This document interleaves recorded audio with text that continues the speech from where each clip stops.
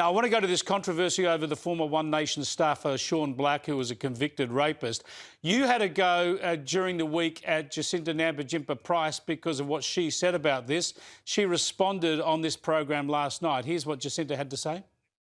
I'm not just speaking from the position of being an advocate in a very serious area, but I'm coming from being a survivor of sexual assault myself, and that for anyone who's been in that situation, I'd hope to, I'm sure that they would believe that they themselves personally would not want to be confronted with the idea of working in the same workspace as an individual such as that. Pauline Hanson, she's right, isn't she? It's a very important issue. Did you personally approve the re-employment of Sean Black after the rape conviction? Yes, I did. Do you regret that? And guess what? I haven't had one complaint. No, I don't. I have not had one complaint from the staff, and one is a former federal police officer that works in that office. Let's get this straight. He doesn't work in my parliamentary office. He doesn't go to Parliament. He is a man who's done his time in prison, a man who has to make a living for his wife and his 2 children. So what am I supposed to do? What do you want to do? What do you expect? Well, you've dismissed him now. It doesn't seem sexual offences in this country a year. So anyway, then you have 4,000 that are convicted. So how do you know the other people out there? This is political, Chris. This is just a political bloody witch hunt, and I'm shocked by Jacinta Price jumping on this bandwagon with Garth Hamilton. No, I'm not going to back away from this, Chris. No, I can hear that. Because everyone has a chance, a second chance, and he's been given a chance. But you have backed away, and that's why I'm asking. I want to get in with this next question. It doesn't stack up. You're saying you don't regret re-employing him after the conviction, yet you dismissed him earlier this week. Those two things can't be right, can they? Chris, because the political pile-on that is happening, that's going at the moment, right? My aim now is to get on and put out policy for this country. The Liberal Party, I'm getting so much put onto me and the party. They're trolling through everything to actually make a sound like the worst party with our members of parliament, everyone. You have no idea what the hell is happening to me on a daily basis from not only not from the Labor Party, from the coalition and the media, trolling through everything, dirt, whatever they can do to criticise One Nation. You've put me in such a position, not only that, you've put this man in a position as well. And it didn't need to be this way. But the people have made it that way. The media and the Liberal Coalition Party and their gutter politics. I've got no time for them. The whole lot stinks. As far as I'm concerned, I'm not happy with it.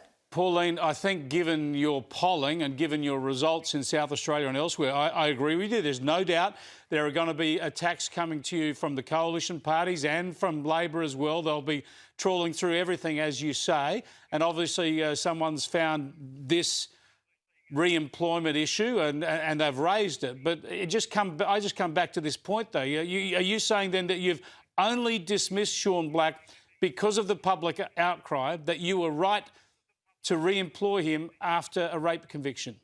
No, he agreed with me to actually had to leave. He knew this. He's worked for the Liberal Party. He's also worked for the Labor Party. He's been a councillor, OK? So he knows politics. As he said, Pauline, they'll never let up on this. He said, when you've come this far, he said, they'll never let up on it.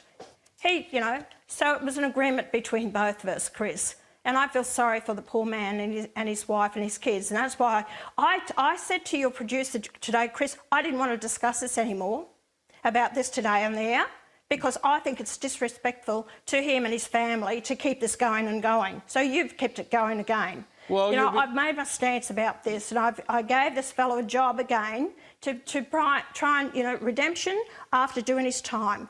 When is the man going to get on with his life? And it disgusts me that you've kept this going. There was no need. He's done his time and he should have been able to live his life in peace, but it's not the case, is it?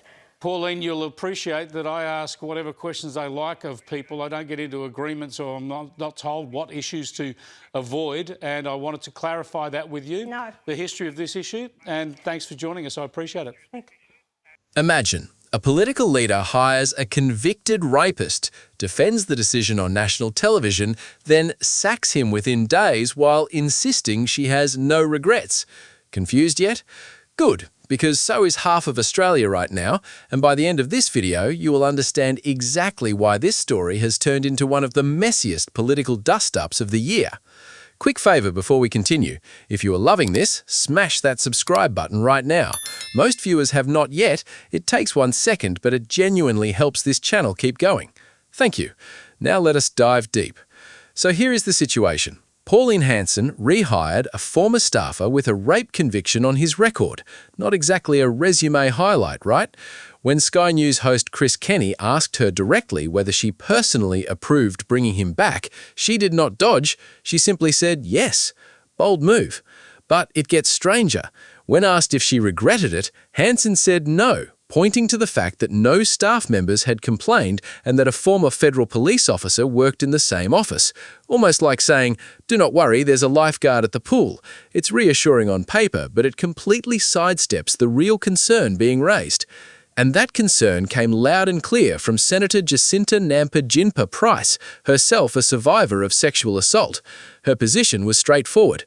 Workplaces have a duty of care, survivors deserve to be believed, and psychological safety should never take a back seat to political convenience.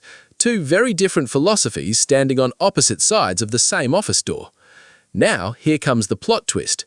Despite defending the decision, despite saying she had no regrets, Hanson dismissed the staffer that very same week. Talk about whiplash.